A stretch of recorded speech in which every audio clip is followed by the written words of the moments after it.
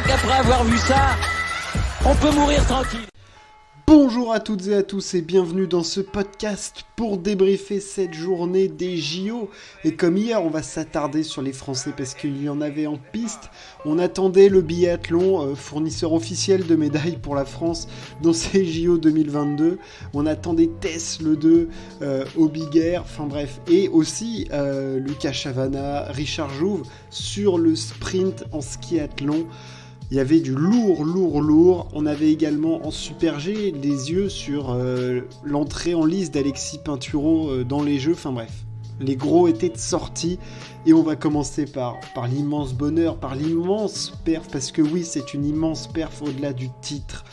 Quentin Fillon-Maillet est champion olympique de biathlon sur l'épreuve individuelle au bout de 20 km et d'une course absolument stratosphérique et digne des plus grands biathlètes de tous les temps. Le Français est allé chercher son premier titre olympique en individuel. Sur l'individuel, ça fait beaucoup d'individuels. Il a été absolument magnifique. Il s'impose devant Anton Smolski et Monsieur Johannes Beu. Quelle course absolument sensationnelle de Quentin Fillon-Maillet qui avec un 18 sur 20, donc je le rappelle, sur l'individuel, il n'y a pas de tour de pénalité, c'est directement 1 minute à chaque balle ratée, pas le droit à l'erreur sur le tir. Ça n'a pas excellemment bien tiré pour les meilleurs biathlètes du monde, ceux qui sont les plus rapides.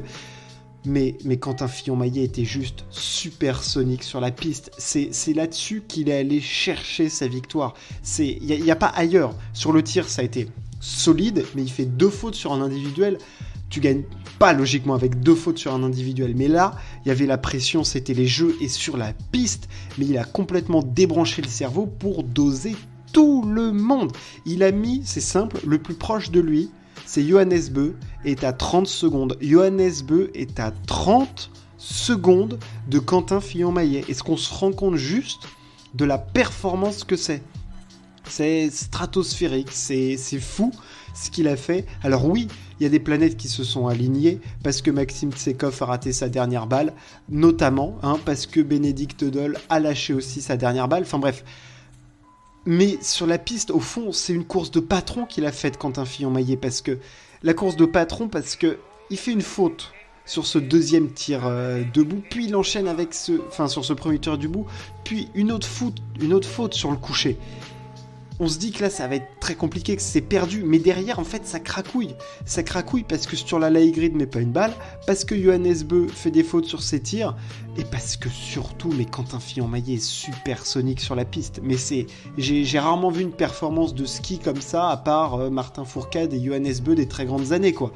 Enfin, c'est stratosphérique. Il était sur une autre galaxie, Quentin Fillon-Maillet, sur cette course, et il a atomisé la concurrence, parce que oui, Smolski fait deuxième avec 15 secondes, mais Smolski il fait pas de faute, c'est-à-dire que sur la piste il prend plus de 2 minutes par Quentin Fillon-Maillet, c'est des temps, c'est des trucs de fou quoi, franchement Quentin il a été énorme, personne ne lui enlèvera cette victoire, il a été magnifique, puissant, moi j'ai pas les mots pour décrire ce qu'il a fait tellement c'est incroyable et c'est vrai que l'adoubement de Martin Fourcade est à la hauteur de la performance de Quentin qui est magnifique. C'est magnifique parce que au-delà du titre qui est il faisait partie des favoris de la course clairement Quentin Fillon-Maillet, mais au-delà de ce titre il y a la manière et c'est vrai que parfois on dit on retiendra que le titre, mais quand t'es à fond dans le sport tu retiens surtout le titre, ok, mais tu retiens la manière, comment il allait le chercher et qu'est-ce qu'il y avait en face.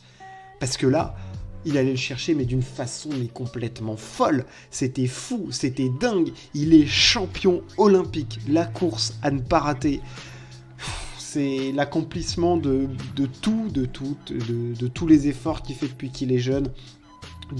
Je trouve aussi la dimension qu'il a prise depuis 2 mois et demi dans le biathlon français, vraiment. Je dis 2 mois et demi parce qu'au début de saison, ça a été entre guillemets en dents de scie, mais là, depuis qu'il a commencé à gagner en poursuite, il est au-dessus du lot, il est plus fort. C'est le plus fort, c'est le meilleur biathlète du monde en ce moment. Je pense qu'il n'y a personne qui peut contredire ça. Je dis bien en ce moment, c'est le meilleur biathlète du monde.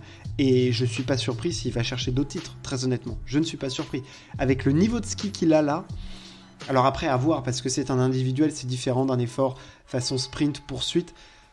ne nous projetons pas trop non plus, mais énorme course de Quentin. À noter le retour de Johannes Beu, qui est, je pense, parti un petit peu vite dans cet individuel. Hein. Il a enclenché la machine tout de suite.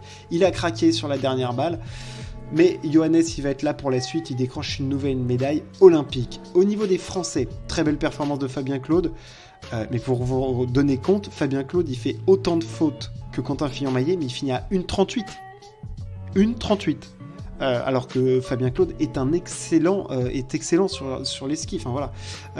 Je passerai sur la performance d'Emilien Jacquelin. Voilà. Qui fait une course ignoble. Dès le premier tir debout, c'est cuit. Il va falloir qu'il règle ses tirs debout parce que sinon il pourra pas prétendre à ce à quoi il aspire. Quentin, enfin là, il est avec des noms qui ne sont pas du tout dignes de son niveau. Il fait 7 fautes.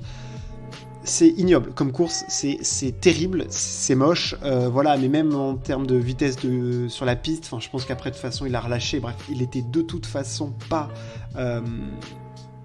il était pas dedans, donc voilà, je veux dire, c'est une course à oublier pour Emilien. Il faut passer à autre chose. Il y en a d'autres qui sont passés à côté. Samuelson était nulle part. Sur la lay grid est très moyen. Voilà, c'est pas le seul à avoir fait une mauvaise course, mais quand même la 72e avec 7 fautes, c'est très très laid. C'est très très laid et avec une friabilité au debout qui me fait très peur parce que ça peut être sa force, mais ça peut aussi être sa faiblesse. Mais voilà, le roi du jour, le roi de l'équipe de France, c'est Quentin Fillon-Maillet qui est champion olympique. On aurait pu avoir une deuxième très bonne surprise avec Tess Le 2 qui, au Big Air, nous a sorti son double cork 1620. Alors, je rentre pas dans le détail de toutes les figures, mais en gros 1620, il y a 4 tours et demi. Un cork, c'est un espèce de flip, mais qui est pas vraiment un flip, c'est-à-dire qu'en fait, c'est une rotation sur le flanc, la tête ne passe pas en dessous des pieds, enfin bref, voilà, c'est ça en gros, c'est la figure la plus technique à faire en saut de ski, et Tess Le 2, 20 ans, était attendue pour le titre, elle a fait le concours pour le titre, malheureusement, elle finit à 3/4 de points d'une chinoise. On peut avoir quelques regrets au niveau notamment de la notation. Et bon, ça, c'est quand même... je veux dire, se faire doubler de 3/4 de points par une chinoise qui fait un saut qui est moins bien qu'elle et un saut qui est identique que celui de Tess Le 2, tu peux un tout petit peu les avoir collés au ganglion, quoi. Parce que, ouais, elle a été incroyable. Alors, la chinoise ne vole pas du tout son concours, mais très honnêtement, les sauts de Tess étaient un petit peu supérieurs. Donc... celle-là, elle fait un petit peu mal à avaler, mais voilà, c'est une très belle médaille d'argent. On l'a vu, elle était en larmes, elle a été consolée par les 2 filles qui étaient sur le podium avec elle dans l'aire d'arrivée. Elle est dure, cette médaille, parce qu'elle voulait que l'or, elle ne cherchait que l'or, elle n'aspirait qu'à l'or. C'était la première à rentrer cette figure-là, ce double cork 1620. C'est dur à encaisser, mais bon, elle en aura d'autres, elle est hyper jeune, 20 ans, et en plus, elle peut prendre sa revanche sur le slopestyle. D'autres Français ont connu entre guillemets, des convenus. On avait au sprint nos Français, Richard Jouve, Lucas Chavana, qui étaient en demi-finale et aspiraient vraiment à une place en finale, mais qui sont tombés dans une demi d'un niveau fou, avec notamment Johannes Klebe, Bolchunov. C'est pas passé, et quand on voit la détresse et surtout l'esprit de groupe qu'il y avait entre les trois, vraiment il y a une énorme émulation dans cette équipe et ça faisait vraiment mal au cœur de les voir parce qu'ils étaient vraiment à un excellent niveau et en tombant dans l'autre demi-finale ils auraient pu aspirer à mieux. Malheureusement c'est aussi ça le sport de haut niveau, c'est avoir la fenêtre de tir, ils l'ont pas eu à ce moment-là. Il fallait aussi de toute façon à un moment battre les meilleurs parce que quoi qu'il arrive, à un moment t'auras beau passer entre les gouttes, arriver en finale, les meilleurs il faut les battre. Ils les ont pas battus, la pilule est dure à avaler, et voilà, ça s'est passé comme ça. Au niveau du ski alpin, alors, Alexis Pinturo est rentré du coup dans ces Jeux Olympiques avec une 11e place sur le Super G, correct pour Alexis, pas fantastique mais correct. Victoire de Mathias Mayer qui décidément... aux Jeux Olympiques décide de rafler des médailles, mais dans tous les sens. C'est l'homme des Jeux Olympiques parce que, faut quand même se rendre compte, Matthias Mayer, dans sa carrière, il gagne des courses, il a gagné 11 courses dans sa carrière, il n'a jamais été champion du monde, il n'a jamais eu un globe de spécialité, mais par contre, au JO, le mec a juste 3 médailles d'or. c'est dingue, c'est stratosphérique, c'est fou. Le mec a plus de médailles d'or qu'une Mikaela Shiffrin, par exemple. Enfin, je veux dire, c'est complètement dingue ce qu'il fait. Là, il a pris le bronze en descente, il a médaille d'or au Super G. Enfin, comment il fait Pourquoi au JO? Enfin, qu'est-ce qu'il trouve au JO à chaque fois pour être si performant? C'est dingue, c'est complètement fou.